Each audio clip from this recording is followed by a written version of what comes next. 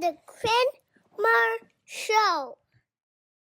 My next guest is a childhood TV legend, the ultimate TV dad, the OG Thor before Hemsworth hit the gym, and let's be real, those scenes in American Wedding, unforgettable. He's got the charm, the humor, and a knack for stealing every scene he's in. It is my absolute pleasure to welcome to the Quinn Mars Show, Eric Kramer. Eric, how the hell is it going? Oh my God. There is no way I can live up to an introduction like that. Thank you. Thank you very much. Oh, see, all I can do now is disappoint. No way, not a chance.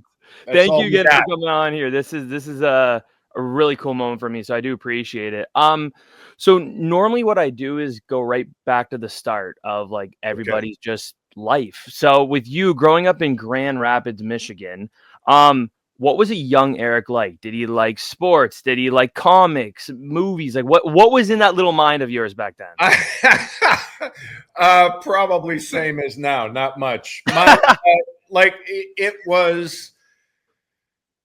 As a kid growing up, all my family was back in Michigan. I was born in Michigan. We lived in Kalamazoo, but my father was a professional football player. So he actually got drafted by the CFL, the Canadian Football League.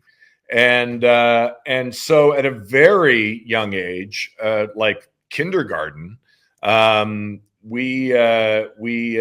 even younger than that. We followed him up there. He got drafted by Ottawa, had a brief stint in Montreal, and then was in Calgary for many years, playing for the Calgary Stampeders. So we would we moved to Canada, and then we were back in Michigan for summers and Christmases and that sort of thing. So I think it was. I think as a small kid growing up, it was always about sports. You start, when your father actually plays, you don't realize like how special that is. You sort of think everybody's dad plays pro football, and that's just my dad's job. That's just what he does. So it was, I got to hang out in the locker rooms. I had the world's largest collection of gauze and tape. For taping up my own ankles, because I just thought it was something you were supposed to do, not realizing that if you did it too tight, you cut off your circulation. The fact that I actually have appendages after that is frankly amazing, because my hands and feet were completely numb. You started turning purple. Sure, yeah. You just it just doesn't clue in. You just saw that that's what the guys wore.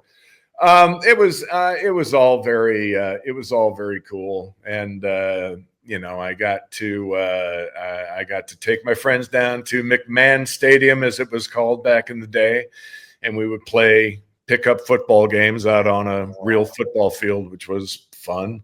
So I think I always thought that's where I always thought my life would be sports related somehow. I was the world's worst hockey player, but I was much better indoors. So I was a pretty good basketball player, pretty good football player. But it just, obviously there was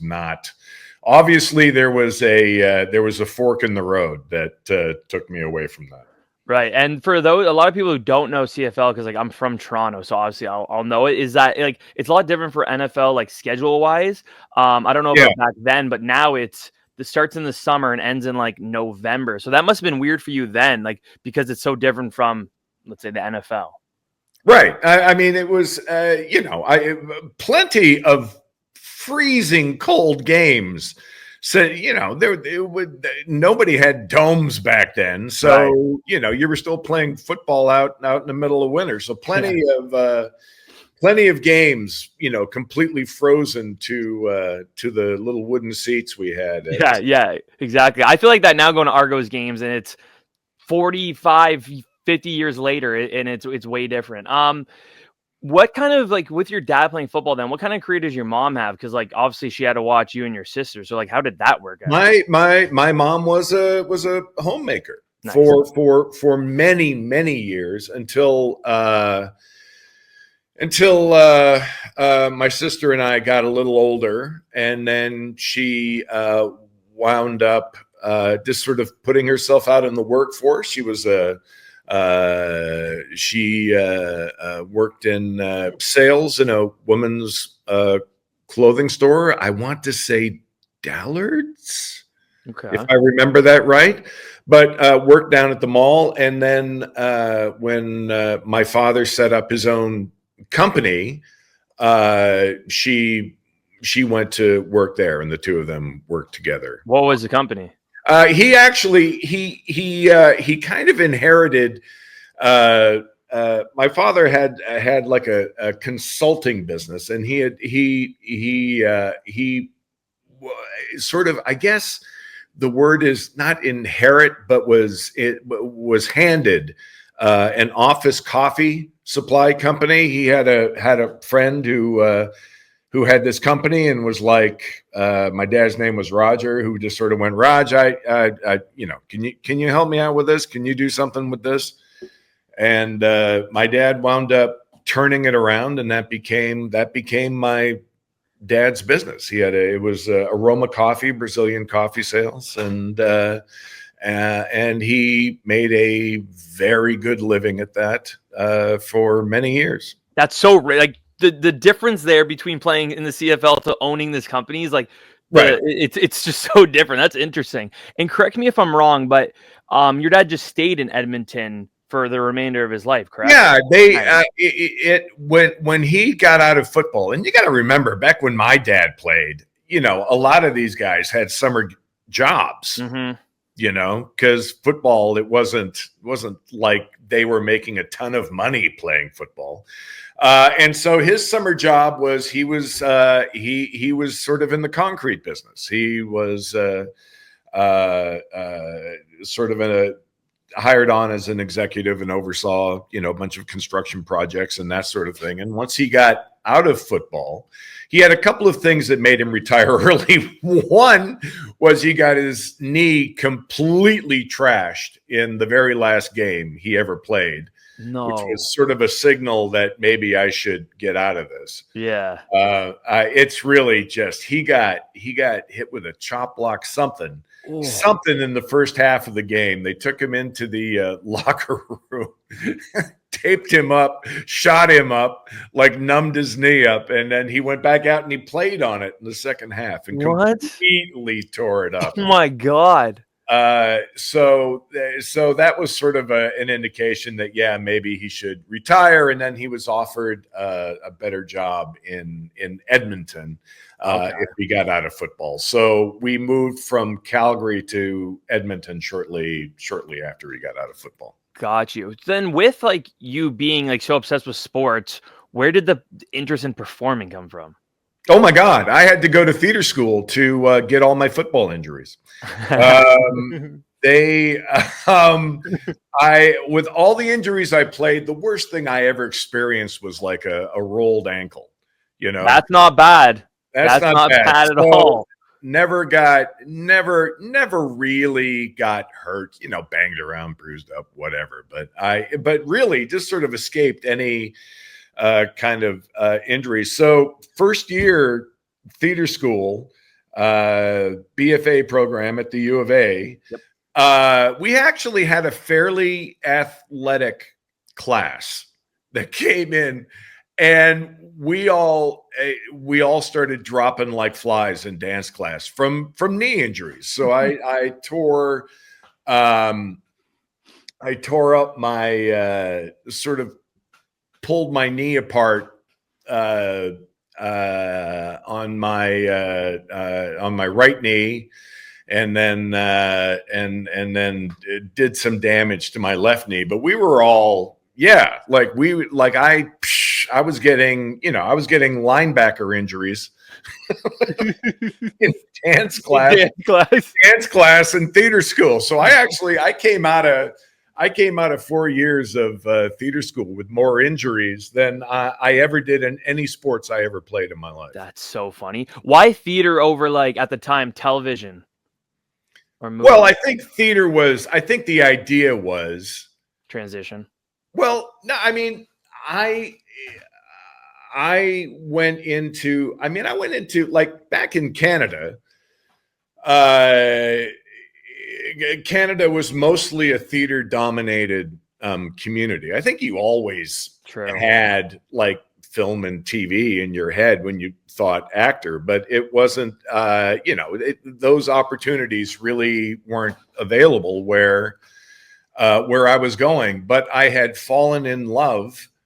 With being on stage and being part of a group of people all telling a story in front of a live audience. And so that was the training that I was looking for. That was the actor I wanted to be. I wanted to be, I love being on stage. And it wasn't, I was really happy with that, being a bit of a gypsy in Canada, just sort of going from stage show to stage show, community to community, everywhere from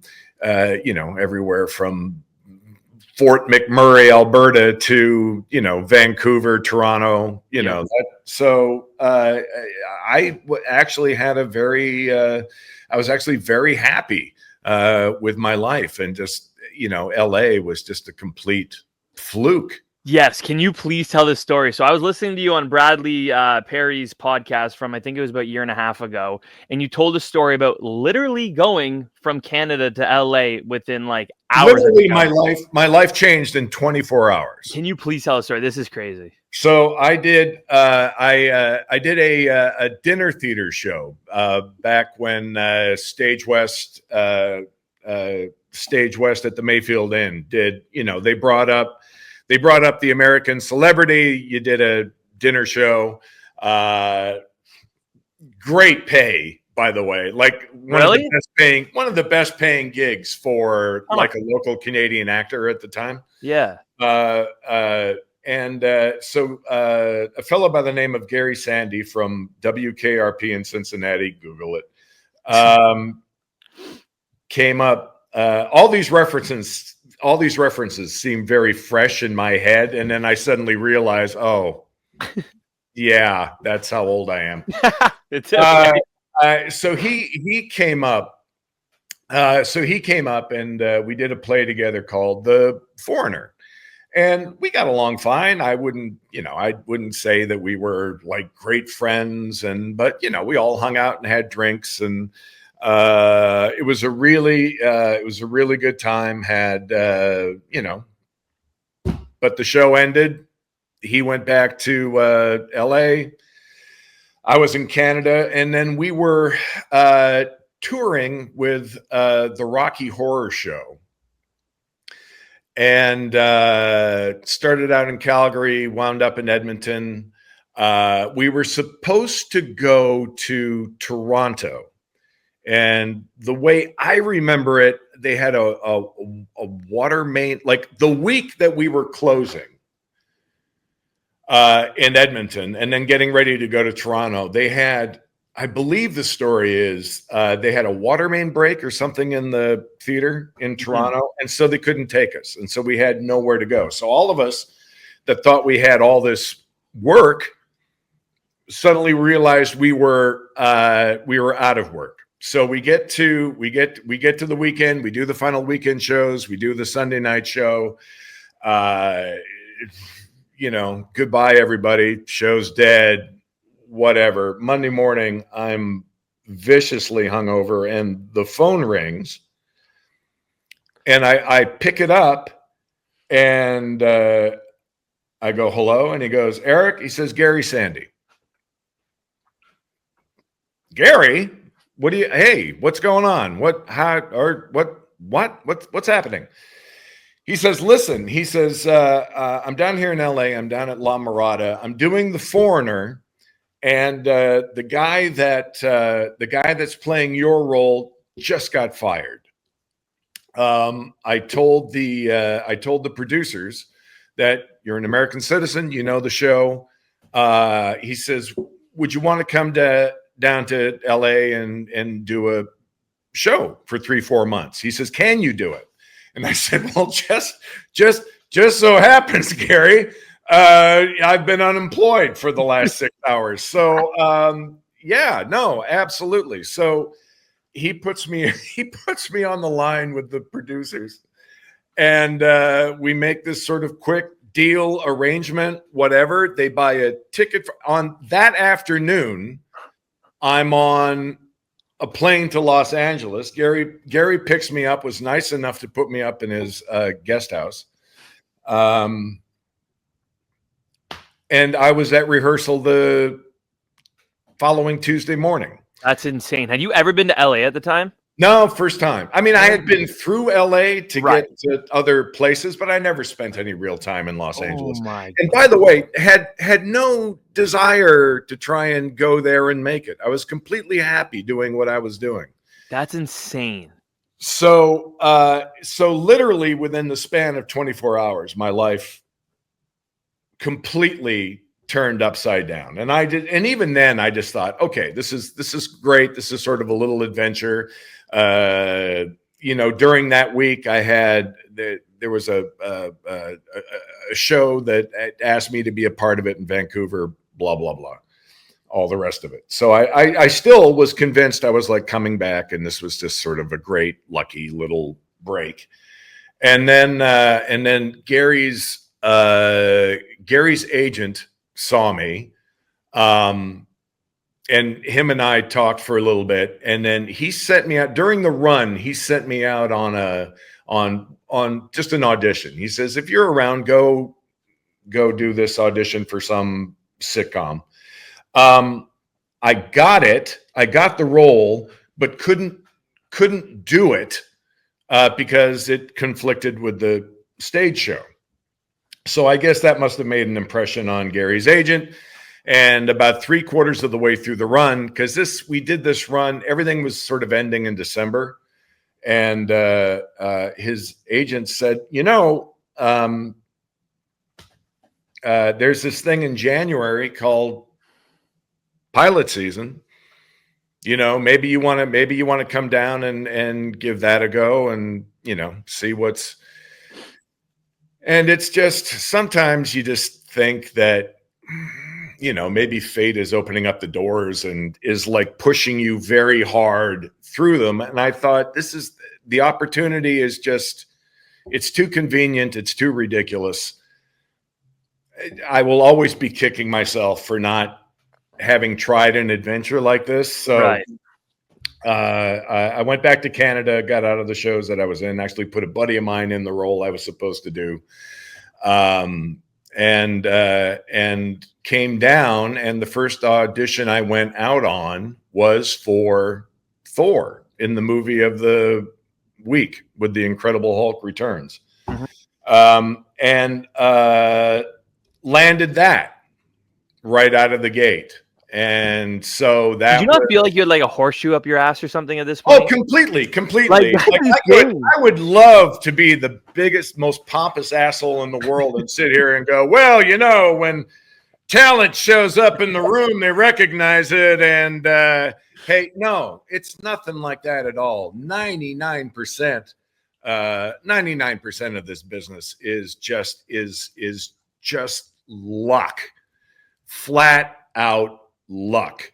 And there's a couple of moments, like the whole thing with Gary coming down to do the show and showing up for the Thor rehearsal, where I was just lucky enough to be there at the right place at the right time, had the right look, and was competent enough that I didn't fall all over my tongue when I was in the room. And part of it too was not being, it all happened so fast that there wasn't a chance for it to overwhelm me and make me so self-conscious that I couldn't just be myself and do the thing. Right.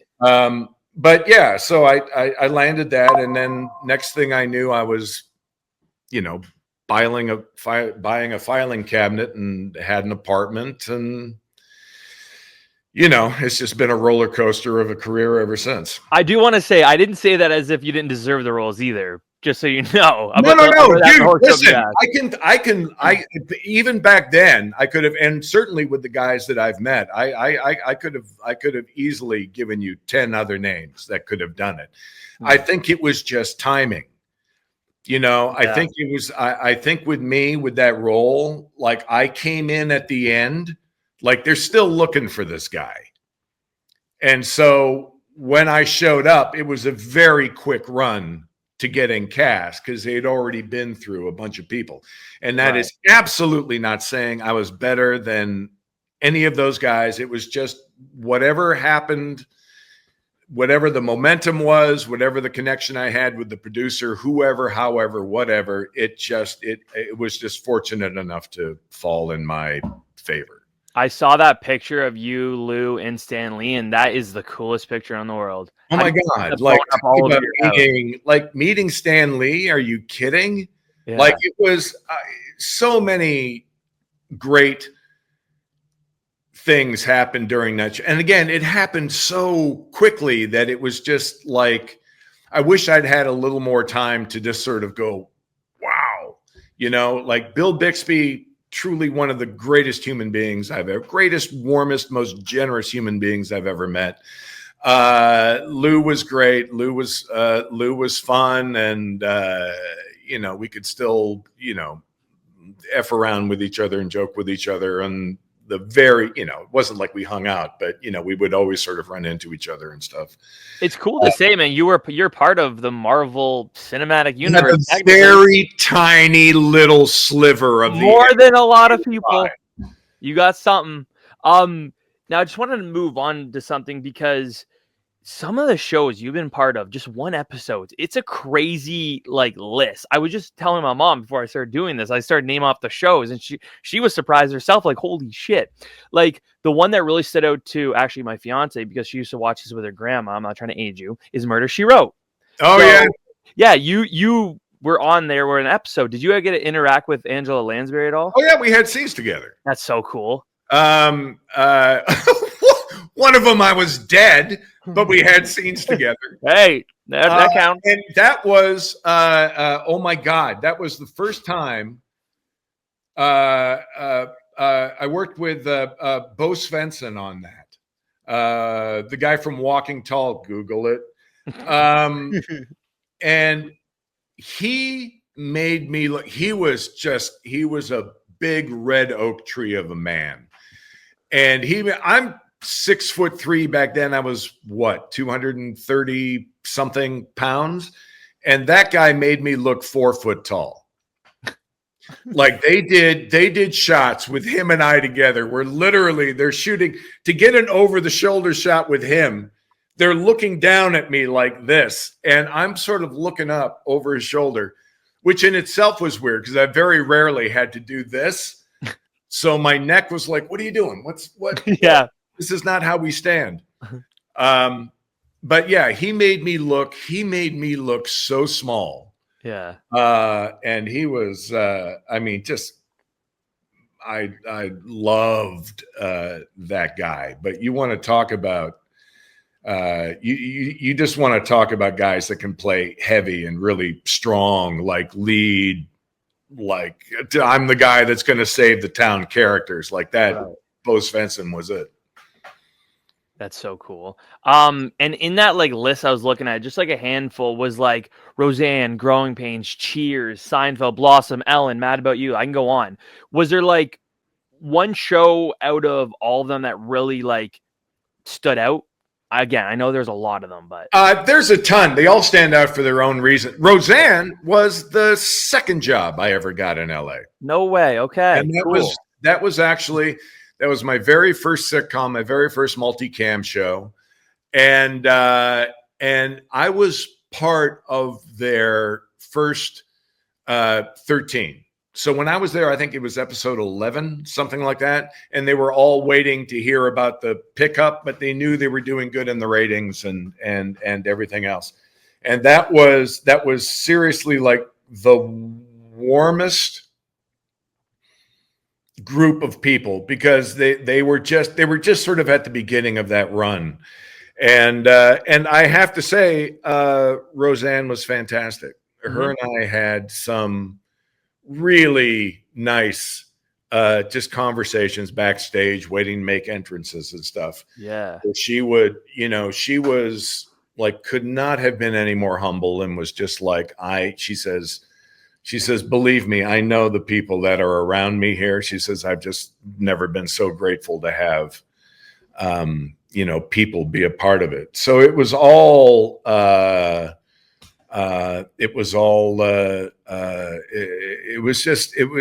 me, it was just a great, like, little way in. It also, it assured me that I felt like I had made the right decision in making the move to LA and doing all the rest of that. Got funny stuff to do, got some really good tape out of it. And then, what was it? Last year before? Last year. So that character gets to come full circle after all those episodes of Roseanne, to be back in the bar and square off with John like one more time was like, okay, how many characters that you play like get that opportunity? Yeah, true. Because that's like 30 years later, right? It was like, small little bit, but it was just perfect. Like it was the best way to sort of go. And for my own career too, to like come back to that after all this time was really special. Were you surprised when you got that call saying, "Hey, do you want to?" Oh yeah. Yeah. I wasn't sure because Roseanne had a policy that if you guested on it, you couldn't come back and like do other characters. Really? So when they gave the call, I was like, "What do they want me to do?" They said, "Well, they want to know if you want to come back and play Bobo again for this bit," and I'm like, "Yes, please, absolutely." I like, "Are you kidding?" So so that show stands out. That show really stands out to me for that reason. And John and I, even back in that first show, John had a clip of him and I that he would use on all the talk shows and stuff. Right. So it was it was really memorable. Do you ever sit back just think about all of the stuff you've done? And like, I'm not even close to like.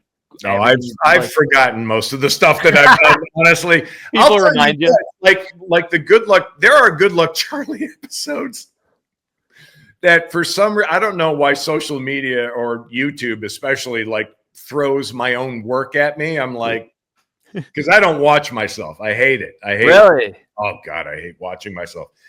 So, but every once in a while, like YouTube will throw a Good Luck Charlie episode at me, and I'll be like, what is this episode about? And I'll go back and I'll look at scenes and I'll have absolutely no memory of doing it, of what that story was, of like how. I mean, it's fair though. You have filmed a lot of stuff over the years, so I don't. I have been the luckiest SOB ever. Right. First of all, just to be able to make a living at this all my life, and that people are still foolish enough to hire me, which blows my mind after all this time. You'd think they would have caught on, but no. Again, I'll go back to what I'm saying in the beginning. It's not like I'm this, it's not like I'm this wow, amazing actor and everybody had. No, there's stuff that I can do very well. And I'm not knocking my abilities, but I had the majority of my career has just been luck and timing, just happening to be in the right place. Hughley's. Yep. Same thing. Hughley's was like, I was literally on a golf course with my buddy on the first tee. And he, like all actors, what are you going out? What's happening? And he's like, I just came back from this thing for this stand-up, DL Hughley, and they're looking for this guy. You know what? You may actually be right for that. And so got off the golf course, called my agent, and said, there's this role. And they're like, all right, well, okay, give me a second to go look into it. So they did. They made a phone call the next day. Literally the next day, I went in for the audition. And again, there's just, I think a lot of it is just like luck, timing, especially. Like I came in at the end of their search for the neighbor. And I think I just timed it right, where I caught the momentum of them wanting to get this thing cast. And, you know, not to knock my own abilities, but I was funny. I felt it was absolutely a role I could do. Right. And everything happened quick. I was like testing like 1 or 2 days later, and it all came together really fast. Yeah. We didn't talk about it, but Down Home was a series you did as well, where you were a series regular. So after that, were you kind of like maybe worried, hey, can I get a series regular role again before this? No, I think it actually showed me that I could. You could do it. Fair. And again, Down Home was just timing. Right. I was actually, that's the theme of this episode right now, is literally just timing. I shot quite possibly one of the world's worst movies in Italy. And I had been brought over to do this because of Thor. So they hired me sight unseen. And I think they were a little surprised when, you know, this guy showed up and not Thor. But I landed. I did this movie, and there was a guy who was sort of casting these movies sort of all over Europe. And there was one of my like literally, I think a few days before I was supposed to fly back, my agents had said, "Listen, when you land, there's this thing over at Paramount. Ted Danson's company is producing it. You know, they would like you to come in and read." And I was like, "Oh, okay." And the guy that was casting these movies in Europe had called me with an offer for something that's shot in the Canary Islands. And he quoted a number for me. He said they would, you know, this is the role, blah, blah, blah. They think you'd be great for it. This is the pay. And I misheard it. And I went, well, I can't. That's like in my head, I'm like, Jesus, I'm going to lose money if I work for that. Mm-hmm. And I said, well, thanks, you know, but there's this thing back in LA that they want to see me for. And he was like, oh, okay. So just as I'm getting ready to go on the plane, the guy calls me back, and I said, listen, I'm sorry about the other thing. I said, I couldn't do it for this amount of money. And he goes, well, what are you talking about? And I said, well, that was the offer, this amount. And I had misheard it by quite a bit. Oh. And he goes, no, we were going to pay you this. And I was like, excuse me? And I was getting on the plane. Back to LA. And he goes, yeah. And he goes, I mean, it's been, you know, we cast it with somebody else now. He said, but he says, I would never offer you something like that. And I was like, okay. So now I'm super depressed on the plane going back. No shit, like my own worst enemy, you know, my hearing lets me down. But I get back to LA, and again, it just because of that, because of the timing and the flukiness of it, and the luck of not hearing the number, I got to be a part of, hands down, one of the greatest casts I've ever been a part of with Down Home. That's just awesome. Hands down, one of the greatest casts.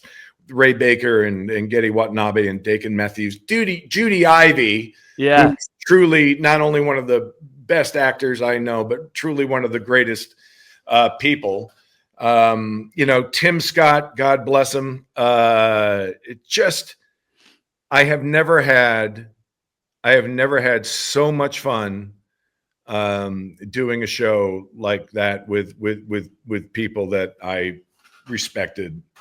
And honestly, that's like literally any job. Like if you don't like the people, like you're screwed no matter what it is. So that's good that like for someone like you as an actor that happens too, right? Yeah, I mean the work situations go all over the board. talked to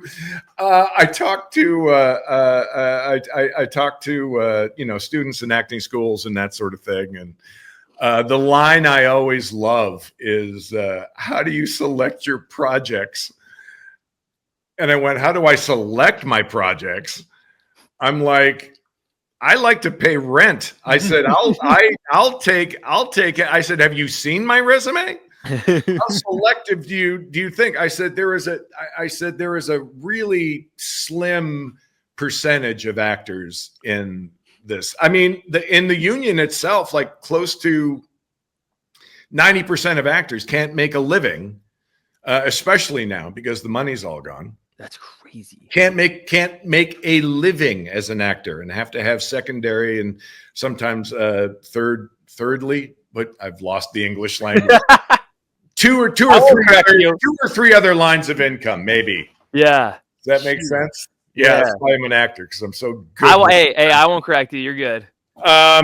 But I'm like, yeah. I said I'm a character guy. Have been all my life. I go where the work is. Mm-hmm. I don't decide what the work is going to be. The work comes to me. I said I can count the number of jobs I've turned down on like two fingers. Yeah. Like one, I like to work, and two, I need to work.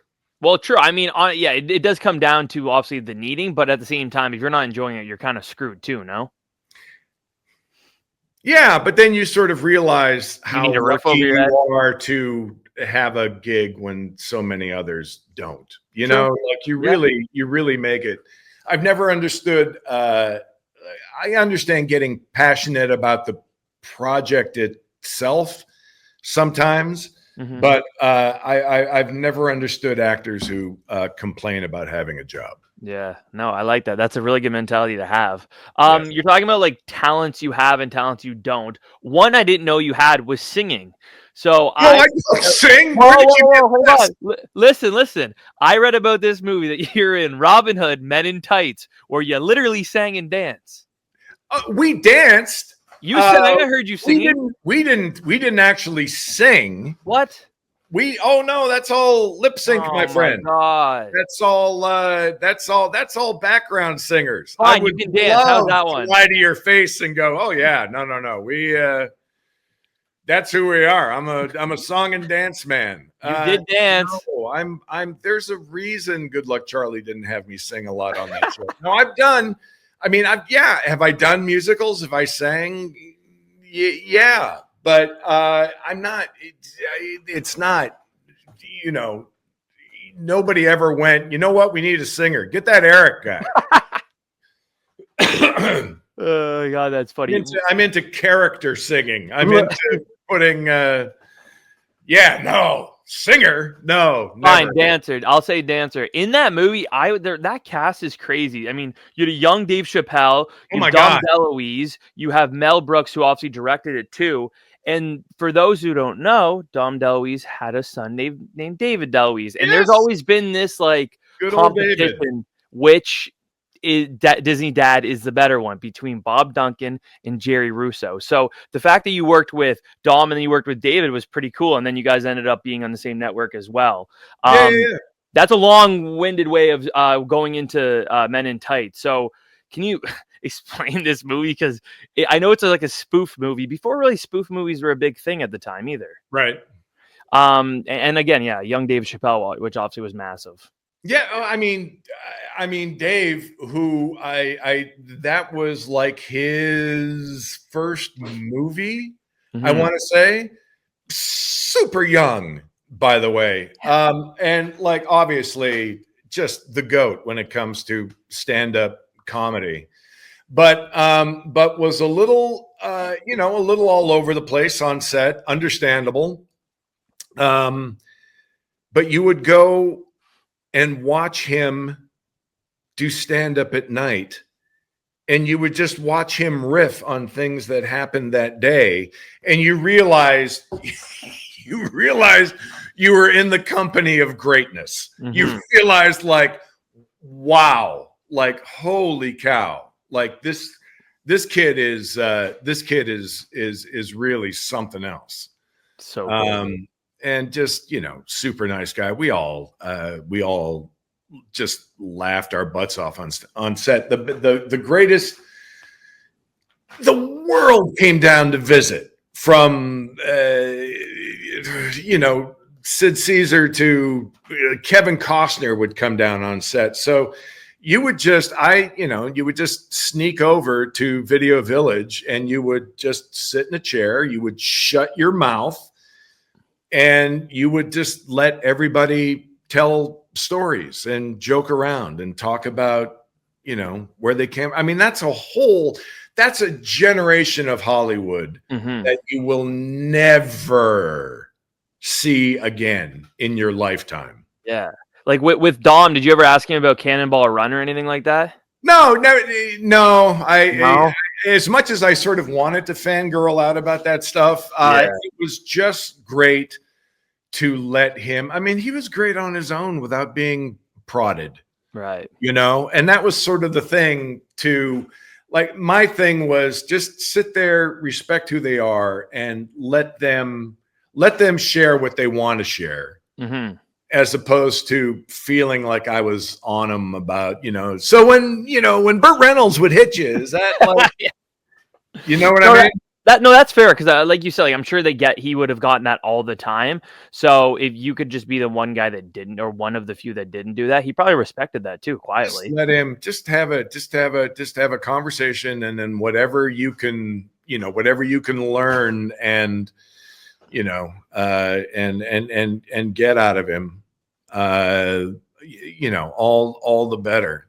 Just great stories about, your show of shows. And I really think I love that. I mean, the Dom DeLuise in Men in Tights is just one of my favorite cameos ever. Like, that whole scene. I'm very surprised that Kevin Costner was so about you guys doing that movie, because it was technically making fun of him too, right? Yeah. I have absolutely nothing against Kevin Costner, but I really thought, wow, that really takes like some confidence and a little bit of balls to show up on set where you're the basis for a few jokes that are going on in the movie. Yeah. That's surprising, but again, good for him. So there were a lot of shows when I was younger, or movies that I probably shouldn't have been watching. One of them being the Chappelle Show. I was probably like 10 or 11 watching it. And some movies I was watching were the American Pie franchise. Yes. You were obviously in American Wedding as Bear. So before you got this one, were you a fan of American Pie? I know they weren't massive as they are now. I watched the cast talk about that before. I don't know if I was necessarily a fan, but I enjoyed the movies. Yeah. I'd seen them. But again, it's one of those casts, and Sean especially, who we got along really well, and I really enjoyed being around that guy. We had that whole dance sequence we needed to work out, and shot that I think in a day and a half, almost 2 days. Wow. So yeah, like, it was by that point in the series, everybody who wanted to be there was there. And so and so coming to set was just a great time. And you were allowed to be a little outrageous and and improv a little bit. And okay. So it was all good, especially that party scene. There's a lot of stuff that never made the movie that they just let the cameras roll, and you just improv'd and made stuff up. And yeah. What I like about your character was the way you portrayed it is like, obviously your character was like a great example of like a non-stereotypical like gay role in 2003. And like, to me, you didn't go crazy over the top where I feel like a lot of people might have. How did you kind of like process doing that? A lot of it just sort of happens naturally in the dialogue, and everything gives that a lot. But also, when you're going up against somebody like Sean, especially in a dance sequence like that, you want to you want to be a worthy opponent. Mhm. You know, so you want to be somebody who would intimidate him. And that's what sort of makes makes the friendship that, you know, that they finished the movie with work, I think. I read that, or I saw in some places that like people have said that Sean is like really quiet off camera. What was your kind of relationship with him? Like, was he a quiet guy? Obviously, I know he wasn't Stifler. Again, it's not like him and I, like the minute they yelled cut, went and hung out. But no, he was just a very very just a really good, fun guy. You know, that we just we just hung around. Him and I improvised quite a few scenes that were just a blast. He was just somebody who was open and somebody that you could work with, and you know, hopefully he felt the same about me. Yeah. But you know, I think the last time I saw him like was in a restaurant or something, and I didn't even realize he was in the restaurant. But he came all the way over to me just to make sure that, you know, to say hi and how are you, and you know, catch up a little bit. And he's just that kind of guy. That's amazing. So my fiance is obsessed with the bachelor party scene. I'm not kidding. I think she's watched it 37 times, and not even the movie, just literally that scene. She made my parents watch it 2 days ago when I told her I was interviewing you. Now, I know you mentioned that there were like scenes in there that didn't even make it, but like, what was it like filming that, especially with the assless chaps? Like, what the hell? Oh my God. Well, I mean, you know, you want to talk about, you know, you want to talk about the glamour of Hollywood. Getting fitted for assless chaps is something else, because you get sort of the bare bones of it put on you with the holes cut out in the back. And then I remember for the fitting, they had brought in all the producers who stood at one end of the room. I was at the other end of the room, bent over a table, and the costumer had her hands inside the pants on the holes going, so more, less, more, until you heard, no, perfect. Oh right my there. gosh. So then, you know, and then makeup, you know, I asked for like a butterfly tattoo to be put on my butt. So we did that. So so when I would come in for makeup, like my face would get done, and then I would have to lean over and they would have to put makeup. So good. So the best is when you go try to hide your ass and you go to sit down on the couch. It kills me every time I see it. Oh, And most of the time, honestly, I was just walking around with like a kitchen towel wrapped around my middle.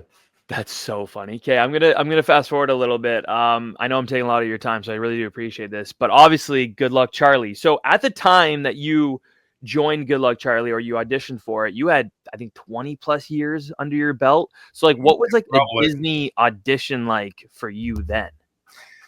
Well, again, I never thought there was a lifetime that I didn't think there was a parallel universe where they would ever cast me as a Disney dad.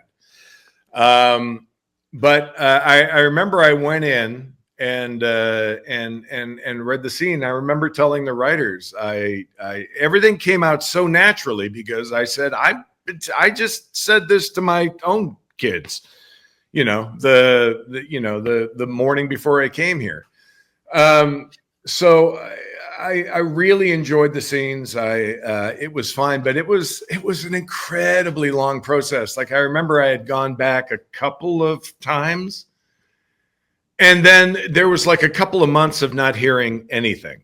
Really? Like, and I had long forgotten about it. And then got a call whenever it was, like it was late in the year, and either the call was something like they're still interested in you or something, and I was like, what? Okay, that's still going. And then it came down to me and a buddy of mine, Larry Poindexter, who I think were sort of the last two choices for that. And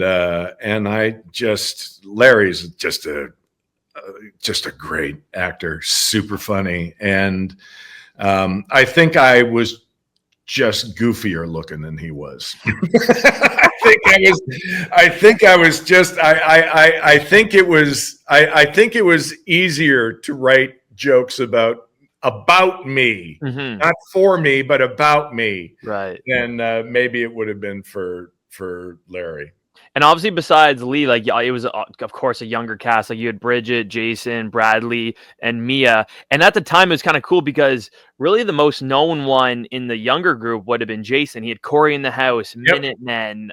What else? There was another one, Read It and Weep. Like he had a lot under his belt at the time. So, what was it like having a majority of a younger cast with you? Because is that something you were ever used to at the time? I think we were. Well, I mean, it was one of the first roles where I was a genuine dad and not, sort of guesting on a 1 hour as a dad who had kids, but I was actually really so. And I wasn't really sure what I was walking into, like with the Disney World. And I thought, oh, I hope the kids aren't like full of themselves and, but it turned out to be that was just truly a great cast. And those kids, all those kids were amazing for everything that they put on Bridget's shoulders. And now, as you all know, we're all going to be working for Bridget. She's amazing. I can work for NASA. She's going to rule the world. I hope so. Please. Truly just one of the greatest kids. I feel like I actually adopted 2 sons during the run of that show. Bradley and I especially get along really well. Jason and I get along well. And I'm still in touch with them, but they were like the most sensible, mature group of kids. Like, honestly, I was the immature one on set. They were always really professional, always on it. I could not have landed in a better group of kids, honestly. Like they just their parents were all amazing. Like it was just it was one of those situations where in the drive there, first day, you're going, God, I hope it's going to be this. And it turns out to be that. That's amazing. One thing I always really loved about like Disney Channel shows and Nickelodeon stuff back in the day when I was a kid were crossovers, like Sweet Life with Hannah Montana, Wizards with Sweet Life. And Good Luck Charlie did a couple. They did Shake It Up and then Jessie. So what was that like blending the cast? Because obviously that's something you're not really used to. So that must have been a weird dynamic, no? Well, Shake It Up was a genuine crossover. Like for like both casts were fully involved. Jessie was somebody else. Was a little bit different. Good buddy of mine, Kevin Chamberlain, played Bertram on that show, who is also fantastic. And you want to talk now? That my friend is a singer dancer. That my friend is he's a Broadway show pro. Like that guy. Oh God, he's amazing.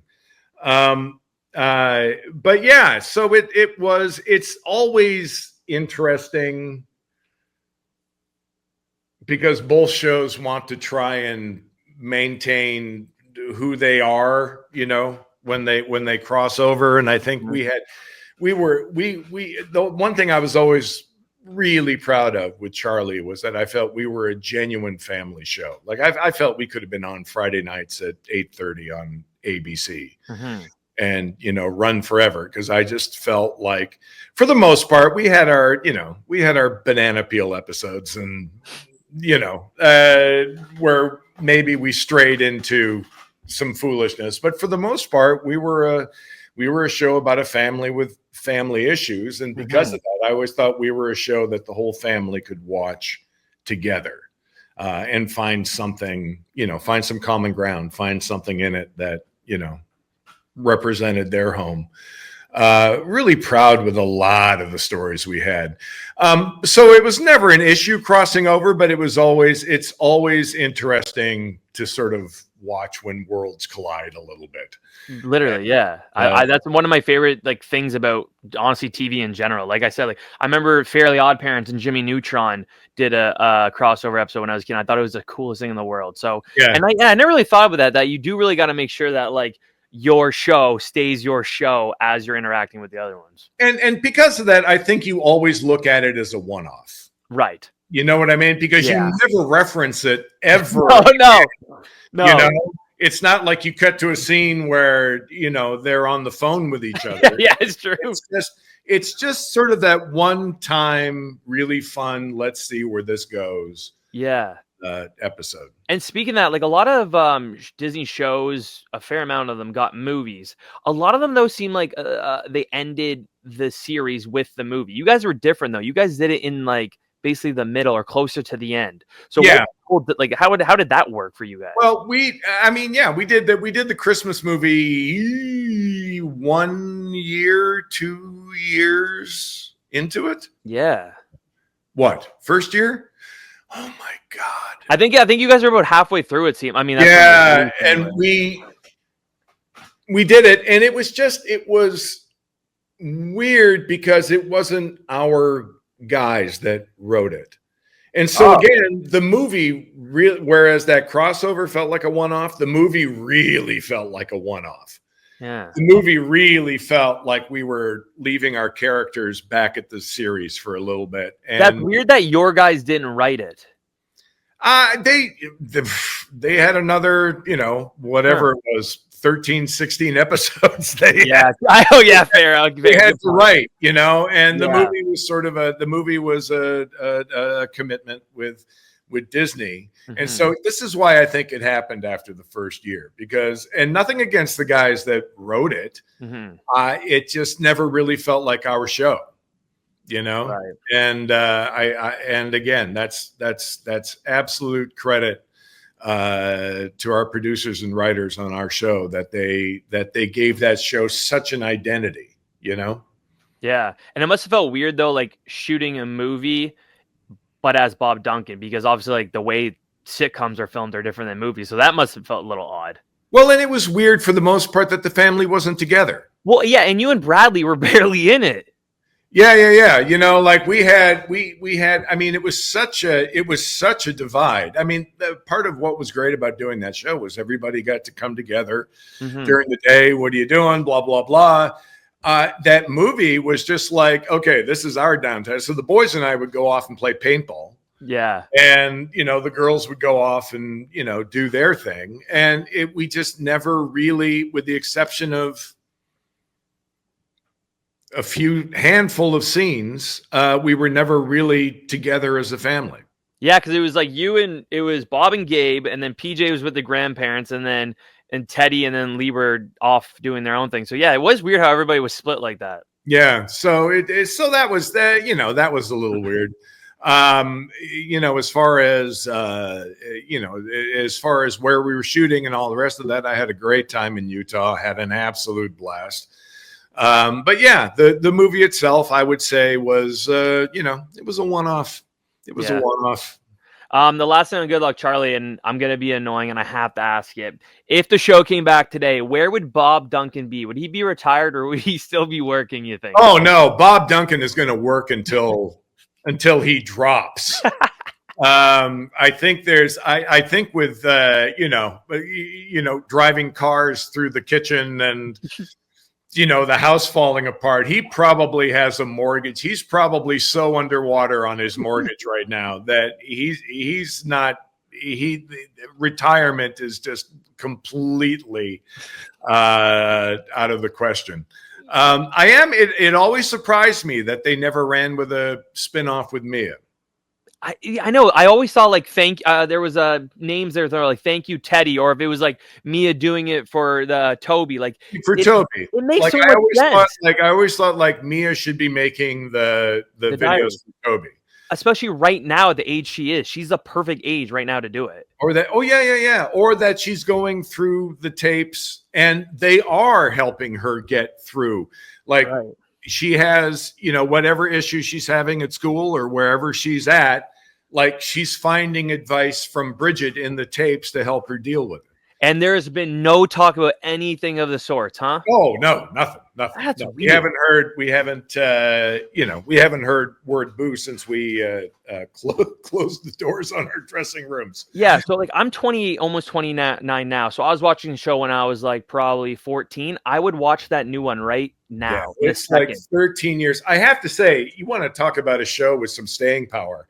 I mean, you can count the generations that we've been through, and I think we're on like our third generation now of kids that have discovered the show, which is great because I'm really proud of that show. Like I think I think it's genuinely funny, and the stuff that's touching, the stuff that it deals with, breakups, family problems, letting go of your youth, like all the rest of that. Like I thought we were genuinely at its heart. We were a family show aimed at the family and not just kids, which is why I think it's had the staying power it's had. I think at a certain point that you had like Boy Meets World that dealt with all these kind of issues. Then there was a massive gap. And then there was something like Good Luck Charlie that kind of came back around a little bit on that like scale. So we were the big experiment. Yeah. Oh, actually, last thing on Good Luck Charlie. Sorry about you talked about this with Bradley, about the gay moms. Oh yeah, we were the first. We Yeah. were the first to do that. Yeah. So Charlie had a play date, and the friend had two moms, and I heard like it was really bad. Like you guys heard like bad things about it from. We heard insane backlash. Of course, you're always talking about a much smaller percent. They're just louder on social media. But I have to say, I was blown away by the backlash. We all got threats. We all got like, good Lord, they posted at the worst. They were posting pictures of Charlie with a knife going through her head. I mean, we had, law enforcement investigate, I mean, over what? Like it just, the severity of it is what blew me away, And it was just so like, it was so nonchalant too. Like it just like they mentioned it and that was really it. That was it. No, we didn't make a big deal. It wasn't an episode about the pros and cons. Charlie had a play date. Both parents happened to be women. That was it. Yeah, when I heard you talk about that, it was not a huge social commentary. It wasn't a whole and it wasn't anything that was crammed down anybody's throats. It was just it couldn't have been any more innocent. And so so when your timeline and stuff fills up with all this hate, you're like, really? Like how is that in any way threatening? And it wasn't even that long ago. That's the worst part. Yeah. That's crazy. So I have a last couple of things. Eric Allan Kramer coaching. Can you kind of talked about this quickly, but do you want to just kind of go through what you do? This is, it's not, I mean, I realize, I say this a lot in my cameos that like, I went from being a really sort of tunnel vision kind of guy, like back when I was younger and wanted to be an actor, and all I saw, I just want to be an actor. That's all I want to do. I just want to be an actor. And so you only see like one straight line. But the thing I say is that if you just let your vision do this just a little bit, you'll see that there are all these roads to get to the same destination, and they all have journeys, adventures, everything that not only makes you a better person, but makes you a better actor, and it opens up your experiences. So there is, where you can probably see the sword there. So I was a fight director.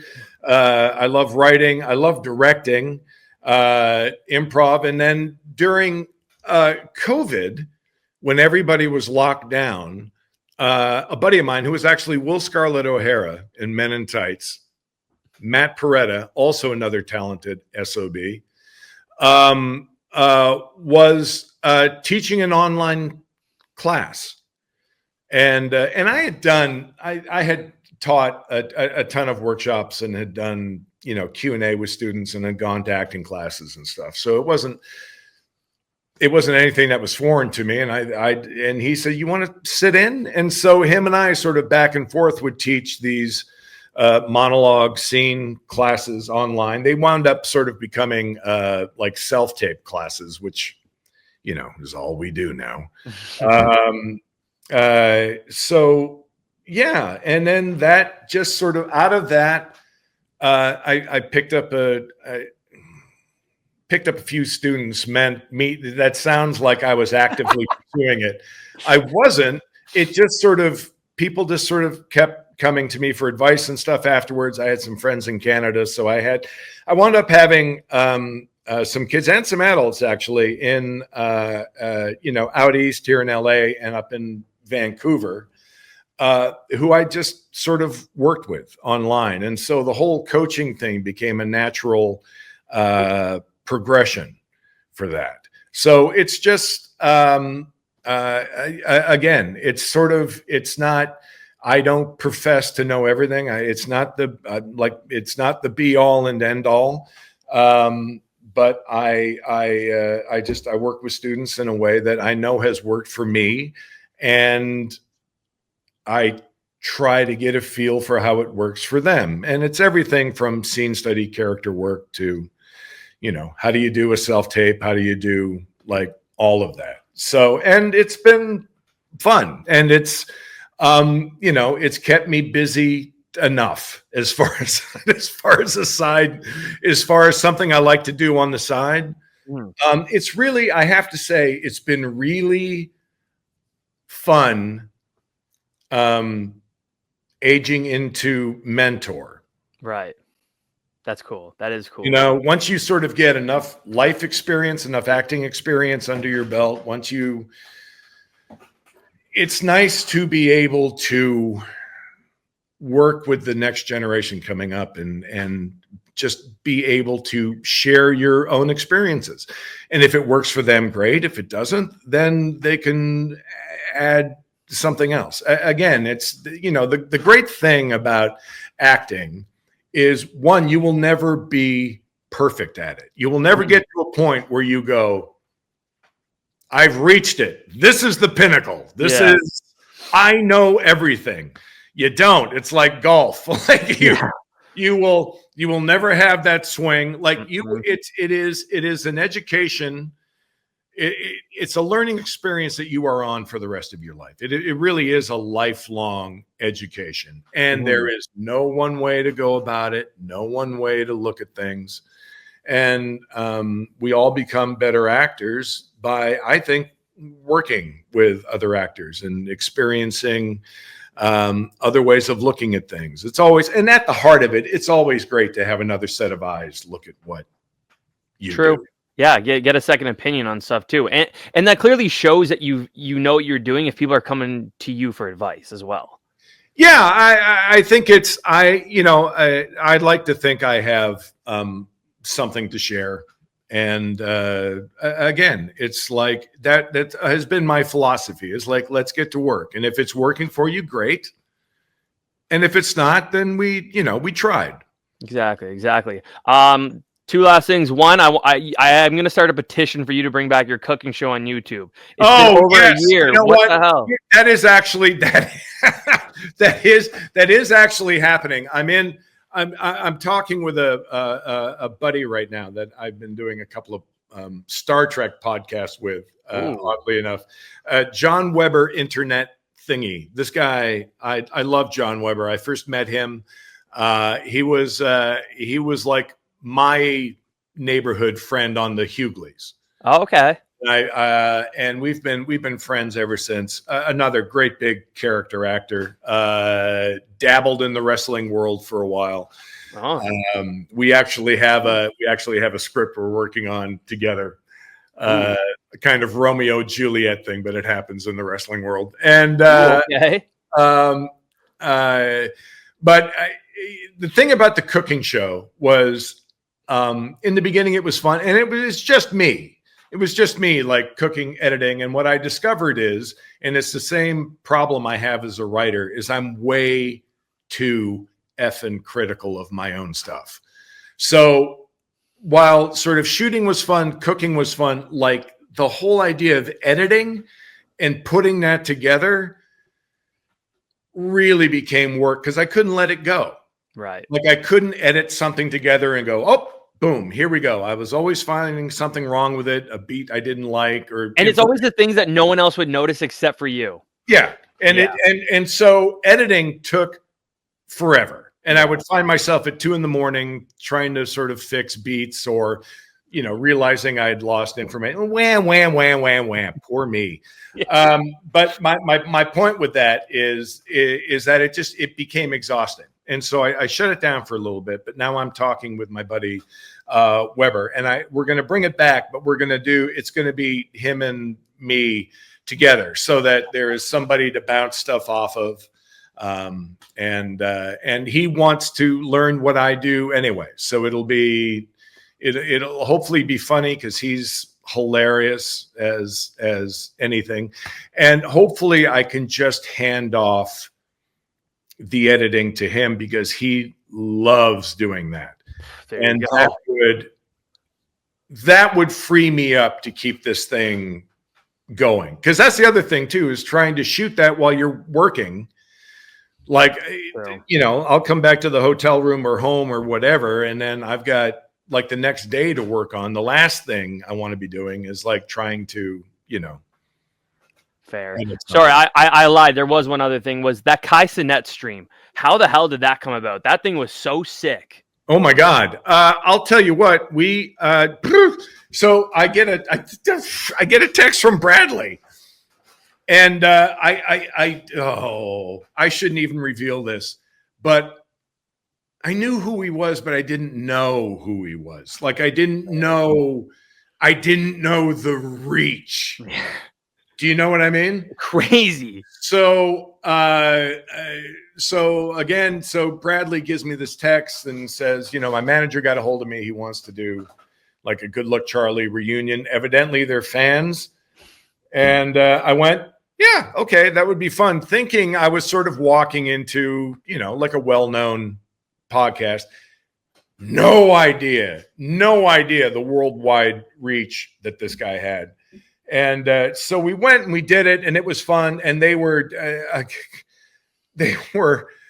so nice, like all those guys, and they felt like they were genuinely fans of the show. Mm-hmm. Super nice, treated us great. I have nothing but love for him and his whole crew. I just had no idea how large the following was. It's huge. Until I got in my truck on the drive home and my phone blew up That's with so like 100, 200 messages from everybody with kids to the kids I teach to the kids, all talking about what they had just seen on the stream. It was insane. The first part, or the first thing I saw, I remember waking up the next day going on TikTok, was when Kai's sitting there and you guys all slowly come in and the theme song's playing. I was like, no way. My fiance just woke up. I said, look how sick this thing. She got fired up too because we're the same age. Yeah. And I was like, that's so sick. Like that Mafia-thon that guy does is crazy. Yeah, I know. Nuts, right? Yeah. So, yeah, like I just, and he's the greatest guy. Like, I mean, we really had so much fun, and everything was just sort of loose and jokey and yeah, I mean, really loose. Like that first bit was, listen, you're just going to come in and spray, and then you and Kai are going to sort of improv and go around. I hadn't even met him. I hadn't met him until I first came in the door. Wow. So it was, yeah. I mean, you want to talk about jumping off a cliff into a lake full of really cold, freezing water. I mean, that was, I walked in there having no idea what was going to happen or how it was going to go or you know. So sick. That's so cool. I've taken so much of your time, Eric. So the one last thing that I ask every single guest is, what's one thing you miss most about being a kid? About being a kid? Well, gosh, not being left alone at 3 o'clock in the morning with my own thoughts. You know what? There is, I don't want to make this, and it's not even depressing what I'm going to say. There is this illusion that things get, that you get more, more freedom as an adult. Like there's this thing when you're a kid of, I can't wait to grow up so I can do all this stuff. And what you don't realize, the great thing about being a kid is that you're already doing all that stuff, whether you're just playing or goofing around with your friends, or there is, I miss that freedom and abandon that I had as a kid. And certainly I was, as a kid, I was far more creative and less critical of myself than I am now. And this goes back to like the whole writing sort of whatever. Yeah. Like as a kid, like creativity was just, that's true. It was all out there, you know, and now creativity is like, okay, first 10 pages, I got to say this, and then act 1 is this, and then 2, I need too technical, right? Too technical. Like, yeah, suddenly you start all the creativity. The creativity may start out like this, but it all very quickly comes back like that. And I think as a kid, the creativity just gets thrown out there and continues to get thrown out there. Right. You know, that's I would say that's sort of what I miss, is that you know, or just the dreams, the jokes, you know, just how you looked at the world and your place in it, you know? It's true. Eric, thank you so much for letting me annoy you for the last hour. Yeah. This has been amazing. My God, thanks for listening to me ramble on. This is my white whale. This was crazy that I was able to get the Bob Duncan on my podcast. So again, thank you so much for doing this. This has been awesome. All right, buddy. Thank you so much. This was great. Yeah. I enjoyed the heck out of it. All right. You have a good one. We'll talk to you later. All right. You too. And that was the Quinn Show.